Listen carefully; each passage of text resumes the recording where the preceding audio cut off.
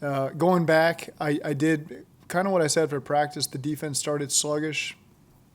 Offense started off fast, which was good to see from the offense, poor to see from the defense. But as we got cranked up, the defense really stepped up in those competitive periods and won the day in 2 minutes and in the red zone period. And then offensively, pre-snap penalties, all 11 guys coming off the ball at the same time. Those are some things that we cannot have, and we got to get ironed out. And that's going to come a little bit more when we got a continuous group working together of 11 guys. I think that chemistry will increase, but that's something that, as an NFL offense, we can't have, today, tomorrow, these first couple of days leading up to the Chiefs game. The offensive line was such a focus in the offseason, and then you lose Clint and Jonah, and then Billy starting off unable to practice. How has that affected just what you guys are doing day to day with that and going forward? How would you assess it? I'd say the biggest thing it affects is the rotation. So there's more bodies in the mix, particularly with the ones. And then when you change up the ones, that does mix up the twos as well. So as quickly as possible, and we'll take as much time as we need to, but as quickly as possible, you'd like to set those units so that, like I said, they can develop that chemistry together, because we want to find the best 5 guys that work together. So it does have a trickle-down effect to every single unit when you keep mixing up those guys. So we'll do it as long as we need to. Hopefully it resolves itself sooner rather than later. It may take 1, 2, 3 games. You don't know in the preseason to figure out what that combination is going to be. But once that happens, it allows the whole unit to settle down a little bit and really hit our groove. Is that what you would attest to the pre-snap penalties, maybe, is the personnel movement over there? Yeah, just sometimes it's focused by one guy, and it's not always – it's oftentimes a different guy. At the same time, it's early in the process. Guys have pads on, so things are a little bit more physical, so we're going to get in the groove. Each quarterback has a slightly different, nuanced cadence. So a guy maybe is going with Andy, and all of a sudden he's going with Jeff, or vice versa, and all of a sudden it's a tick off one way or another. So we have to find a consistency across the board. Quarterback cadence, linemen hanging in there, and being able to mentally know where they're headed, and also listen to the cadence at the same time and getting off on the right snap count. So those are things that we'll see improvement from today. Do you have to have the left guy, do you have to know who the left guy is going to be by the third preseason? No, I think it would be unfair to put a timetable on it. We want to make sure that we've got all these practices. We'll use them if we have to.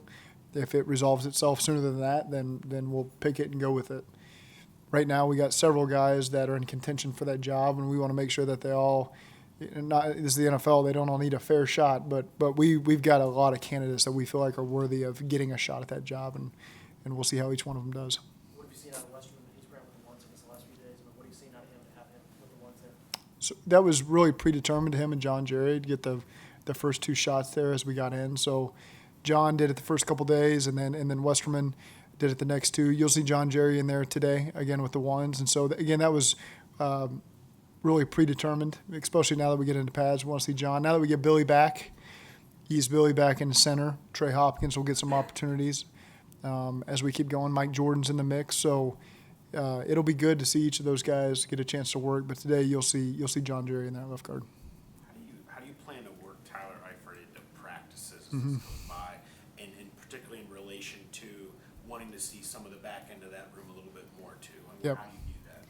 Number one, it's let's make sure Tyler's ready to play against Seattle, and so we know what he can do on tape. The live reps that he's gotten so far, just running is really good for me to see. Okay, this dude can play some ball. So you just keep him healthy, and last year was a fluke deal. So you say he's injury. I mean, last year was a fluke deal, and but we are mindful to take care of him and ease him in there. And we do have a good tight end group that we need to evaluate some of these younger guys as well. But need Tyler to get his work, but at the same time, he's a guy you will see every so often maybe sit out a portion of practice or just do skelly and take the rest of it off. So he's a guy that we'll take care of going through camp.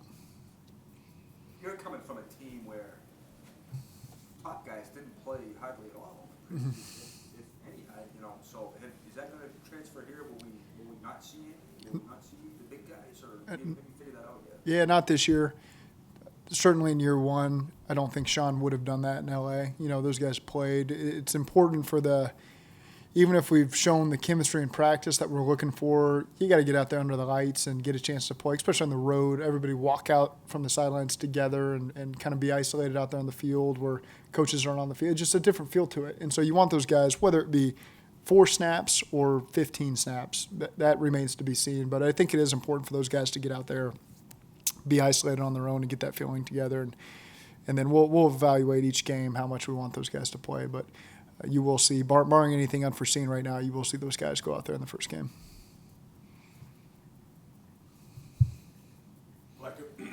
Excuse me. Black and white was a phrase I heard quite a bit in the locker room today, as far as guys talking about how you guys want to attack things and accountability. Mm-hmm. Is that something that you've tried to preach as far as just keeping things as simple as possible, especially during these early parts of training camp? Yeah, we want our players to understand the intent of everything we do on and off the field. So that has been a big focus point for this staff, to make sure that our players are we're not just asking them to do things just to do it. We want them to know why are we practicing 2 days full pads and then taking a day off? Why is our meeting schedule this? Why are we installing this play? So that carries over to everything that we do. And whether that, they explain it as black and white, that's fine by me. We want to eliminate the gray. That is a big focus point, so that when the time comes, and there's still some things that are difficult early on in camp, but by the time we're ready for the first game of the season, everyone's got to be on the same page. Everyone understand why we're doing everything, and so we can play fast and play with confidence, and that way we can put our best foot forward.